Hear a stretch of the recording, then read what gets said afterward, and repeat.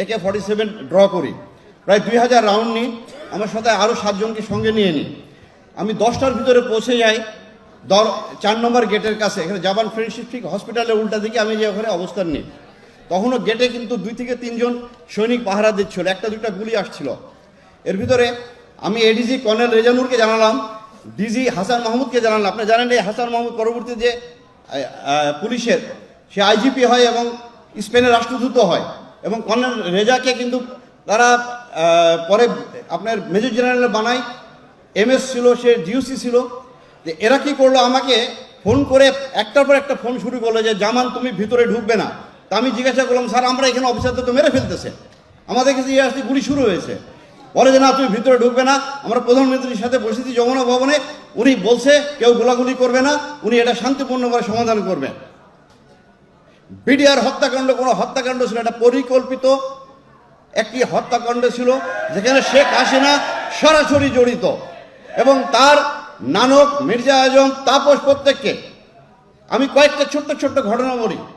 সারাটা দিন আমাদেরকে ঢুকতে দিল না, সেনাবাহিনী আসলো, এসে আমার কাছে তখন মেজর ওয়াকার ওয়াইসি ছিলেন 17 বেঙ্গলের, এখন বর্তমান সেনাপ্রধান, উনি একটা কোম্পানি নিয়ে আসলেন, আমাকে বলে জামান এখানে কি করব। আমি স্যার আপনাকে কি বলেছে? বলে যে না আমাকে তো ভিতরে ঢুকতে নিষেধ করছে। তো বলেছে স্যার তাহলে তো আসলেন কেন আপনারা? কেউ যদি ভিতরে না ঢুকি তো ওনারা খালি হাতে যুদ্ধ করবে। এর ভিতরে কর্নেল গুলজার আমাকে ফোন দিল 10টার থেকে 10:15টার দিকে, জামান তুই কোথায়, তুই তাড়াতাড়ি আমাকে বাঁচা, এরা এখন অর্গানাইজ না। আমি বলি স্যার আমি এসে গেছি স্যার, আমাদের ঢুকতে দিচ্ছে না। কর্নেল এমদাদ আপনারা জানেন, one of the best commando of Bangladesh, 500 জাম করেছিলেন উনি, ওনার জানে ভয় করে কিছু ছিল না। এই কর্নেল এমদাদ আমার জামান তুই একটা প্লাটুন নিয়ে ভিতরে আয়। আমি শাউট করতেছি কর্নেল রেজার সাথে যে স্যার আপনি যমুনা ভবন রাখেন, আমাদেরকে ভিতরে ঢুকতে দেন, আমার 5 নম্বর গেটে মেজর আমিন আছে, আমি এখানে আছি, প্রায় 150 আমার সঙ্গে র্যাবের সদস্যরা আছে, প্রত্যেকে আমরা আর্মড আছি, ঢুকতে দেয় না। বারবার খালি বলে ঢুকবো না কেউ, তোমরা ঢুকবো না কেউ, আমরা দেখতেছি। এর ভিতরে আপনার আমার কোর্সের মেজর হাসান ফোন করলো, দোস্ত তুই আয়, এরা আমাদেরকে মেরে ফেলবে। আমি বলছি আমি ঢুকতেছি, আমি একটু আগে যাই, গুলি আসে, আমি আবার ডানে যাই, বামে যাই, আমার সামনে দেখলাম ছোট্ট বাচ্চা মারা গেল। এরপরও আমরা ওখান থেকে ছুটে আসতে চাই না, সারাটা দিন আমাদের সাথে এভাবে খেললো। এর ভিতরে 1:30টার দিকে দেখি আপনার এই মির্জা আজম, নানক, মাহবুবা গিনি এমপি, মুস্তাক আহমেদ রুহি এমপি, ওয়ারেস হোসেন বেলাল, এদেরকে আমি একটা মুহূর্তের জন্য ভুলতে পারি না। আমার ইচ্ছে হচ্ছে গুলি করে হত্যা করি ওদেরকে। ওরা দেখি পতাকা হাতে করে ওখানে যাচ্ছে, যে তারা ওদেরকে বের করে প্রাইম মিনিস্টারের কাছে নিয়ে গেল। পরে শুনি তাদের নাকি বিরিয়ানি খাইয়েছে। রাত্রি 8টা থেকে 9টার দিকে আপনার যে ঘটনা ঘটলো, হঠাৎ দেখি আপনার মির্জা আজমকে নিয়ে ভিতরে ঢুকলো সাহারা খাতুন। সে যে কোয়ার্টার গার্ড থেকে কিছু বিডিআরের ডিএডি অফিসারদের আপনার ওয়াইফদেরকে বের করলো, আমাদের কোনো অফিসারদের ওয়াইফকে বের করলো না। তখন রাত্রি 9টা মির্জা আজম ঢুকেছে দরবার হলে। আমার কাছে তখন মেজর মুনির উপরে বেঁচেছিল আপনার সিলিংয়ের ভিতরে, এই মুনির এখনও বেঁচে আছে, এর সঙ্গে আমার কন্টিনিউসলি যোগাযোগ। আমার সে মেসেজ পাঠাচ্ছে, আমি মুনি তুমি যেভাবে থাকো বেঁচে থাকো, তুমি ইয়ে করো না, কথা বলো না। বলে সে মেসেজ দিচ্ছে স্যার মির্জা আজম ভিতরে। মির্জা আজম ভিতরে ঢুকে উল্লাস করছিল, যে বলেছে সে কর্নেল গুলজারের লাশ খুঁজছিল, গুলজারকে মারা হয়েছে কিনা সে দেখতেছে, যে দেখে খুশি হয়েছে সে। কারণ এই কর্নেল গুলজার আমরা প্রায় 200-র ঊর্ধ্বে জেএমবিকে গ্রেপ্তার করি।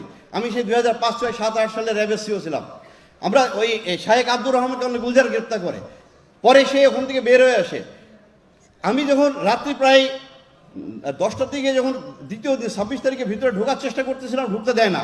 এরপরে আমি নিরস্ত্র অবস্থায় আমি মেজর রাজন এবং একে আপনার মেজর ফয়সালকে তারপর জোর করে ভিতরে ঢুকে আমি যখন প্রথমে আমি চলে যাই, তখন রাত্রি বাজে 9টা, 26 তারিখ, ডিজির বাসায় যেয়ে ঢুকলাম। ঢুকে দেখি রক্তাক্ত সব জায়গা, পিন অফ সাইলেন্স। তো আমি ভিতরে দোতলায় ঢুকে যখন ডিজির বেডরুমে ঢুকতে গেলাম, আমার পায়ের সঙ্গে একটা লাশ লাগলো। আমি ধরে নিয়েছিলাম হয়তো ডিজির ওয়াইফও কেউ হবে, পরে দেখি এটা কর্নেল দেলোয়ার। তো এই যে আপনার পুরো জিনিসটা, পরের দিন যখন আমি ইন্টারোগেশন শুরু করলাম, এই 2-3 দিন পরে ইন্টারোগেশনে যে আমি সুবেদার তোরাব আলীকে ধরলাম। এই সুবেদার মেজর তোরাব আলী কে ছিল? লেদার লিটনের ভাই, শীর্ষ সন্ত্রাসী, আওয়ামী লীগের হাজারীবাগের নেতা। তোরাব আলীর মোবাইলে আমি প্রায় 42টা কল পেয়েছি, যেখানে সে ইন্ডিয়ার সাথে যোগাযোগ করতেছে। এই কলগুলো আমাদেরকে বের করতে দিল না। আমি কাজলকে ধরলাম, কাজলের মোবাইল কম্পিউটারে আমি পেয়েছি পুরো নকশা কিলিংয়ের। এই কাজল, তোরাব আলী, আমি সিপাই হাবিবকে ধরে যখন ইন্টারভিউ করি, তার পকেটে আমি পেলাম তাপসের ভিজিটিং কার্ড। আমি তাকে জিজ্ঞাসা করলাম তাপস কি করতে আসতো? বলে স্যার উনি মাঝে মাঝে আমাদের ক্যান্টিনে আসতো।